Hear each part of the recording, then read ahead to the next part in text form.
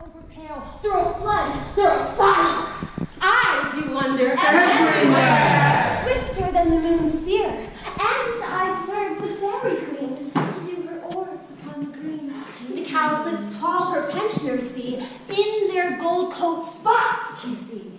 Those be rubies. Fairy favors. In those freckled live their savors. I must go seek some dewdrops here and hang a pearl on every cowslip's ear. Farewell, thou law spirit! I'll be gone. Our queen and all her elves come here anon.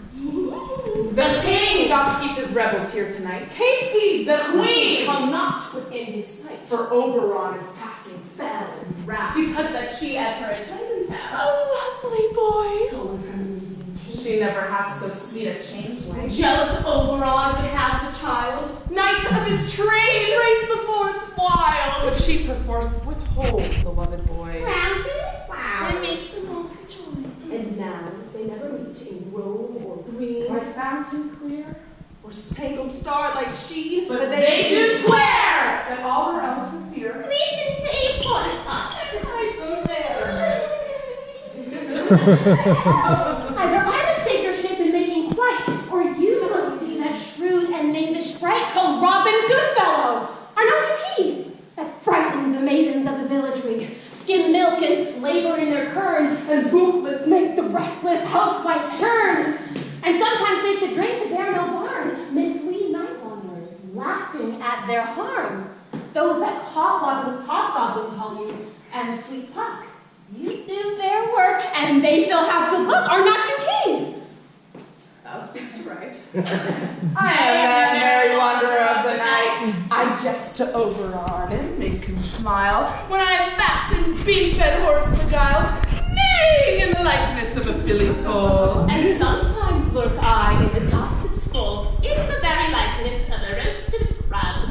And when she drinks, against her lips I bob, and on her withered dewlap, pour me out! The wisest aunt, telling saddest tale, sometime for 3-foot stool mistaken me. Then slip I from her bunk, down topple she, and tears and falls into a cough, and the whole choir holds their hips and laugh, and wax in her and knees and swear.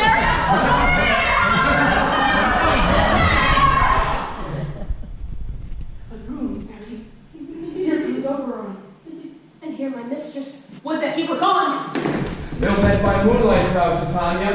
What? Jealous, Oberon? Fairies, skip hence. I've forsworn his bed and company. Tarry, rash wanton, am I not thy lord? Then I must be thy lady. But I have seen when thou hast stolen away from fairyland and in the shape of Corinth sat all day playing on pipes of corn and versing love to amorous Philida. Why art thou here? Come from the farthest steppe of India. Forsooth, the bouncing Amazon, your buskin mistress and your warrior love to Theseus must be wedded, and you come to give their bed joy and prosperity. Who can tell us for shame, Titania? Glance at my credit with Hippolyta, knowing I know thy love to Theseus? These are the forgeries of jealousy. And never, since the middle summer spring, met we on hill, in dale, forest, or mead, by paved fountain or by rushing brook, or on the beached margin of the sea, to dance our ringlets to the whistling wind. But with thy brawls thou hast disturbed our sport. Therefore the winds, piping to us in vain, as in revenge have sucked up from the sea contagious fogs, which, falling in the land, hath every pelting river made so proud that they have overborne their continents. The ox hath therefore stretched his yoke in vain. The plowman lost his sweat, and the green corn hath rotted ere his youth attained a beard. The fold stands empty in the drowned field, and crows are fatted with the Murrian flock. The Nine Men's Morris is filled up with mud, and the quaint mazes in the wanton green, for lack of tread, are undistinguishable. The human mortals want their winter cheer. No night is now with him, no carol blessed. No the governess of floods. Pale in her anger washes all the air, that rheumatic diseases do abound, and thorough this distemperature we see the seasons alter.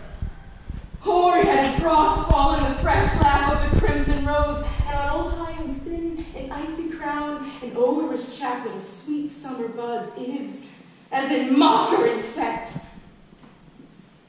The spring, summer, the childing autumn, angry winter, change their wonted liveries, and the mazed world by their increase now knows not which is which. And this same progeny of evils comes from our debate, from our dissension. We are their parents and original. Do you amend it then? It lies in you. Why should Titania cross her Oberon? I do but beg a little changeling boy to be my henchman. Set your heart at rest. The fairyland abides not the child of me. His mother was a votress of mine. And in the spice of Indian air, by night, so often has she danced by my side, and sat with me on Neptune's yellow sands, marking the embarked traders on the flood, when we have laughed to see the sails conceive, and grow big-bellied with the wanton wind.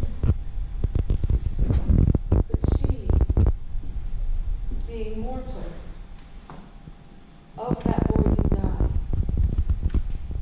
For her sake do I rear up her boy, and for her sake I will not part with him. How long within this wood intend you stay? Perchance till after Theseus' wedding day. If you will patiently dance in our round and see our moonlight revels, go with us. If not, shun me, and I will spare your haunts. Give me that boy, and I will go with thee. Not to thy fairy kingdom! Fairies, away! We shall chide down right if I longer stay. Well, go thy way! Thou shalt not from this grove till I torment thee for this injury! Ah! My gentle one, come hither. Thou rememberest, since once I sat upon a prominent tree, and heard a mermaid on a dolphin's back, uttering such dulcet and harmonious sound, that the rude sea grew civil at her song, and stern storms shot madly from their spheres to hear the sea maid's music. I remember.